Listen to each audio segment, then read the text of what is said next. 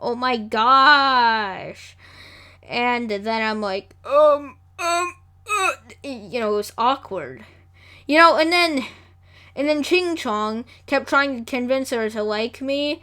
And then, 2 years later, it was like this. One time I was just walking in the morning by myself, and then suddenly she walks up to me and she's like, Kyle, do you still like me? I'm like, oh my gosh! Why does she ask this? And I'm like, and like that. I try to walk away from her, like da da da da da da da, the usual. And then she's like, Kyle, respond to me. I'm like, no.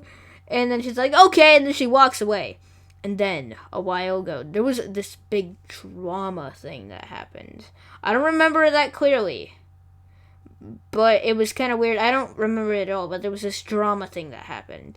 And I'm like running around like, oh my gosh, what do I do about this drama thing? And then she came to me and she's like, Kyle, if you give me the deets, I'm gonna like you. I'm like, what? And, well, nah, she didn't like me, but, no, I never gave her the deets. I literally ran for my life so fast that it wasn't even funny. I don't really like her anymore. I like someone else, but, that's my life pretty much. It's pretty much, just going around eating people, not really. Why did it say eat people? I don't know.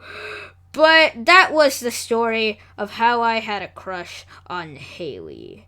That's what happens when you have crushes in 3rd grade. They reject you because your voice is too high. They want a real man. They want some guy with chest hair and like fat and not muscular and what am I talking about anymore? Yes, my voice was so high back then, it was not even funny. That first video I showed you in that time of year again, that's how high my voice was. I know. So, basically, that was the story of my first crush.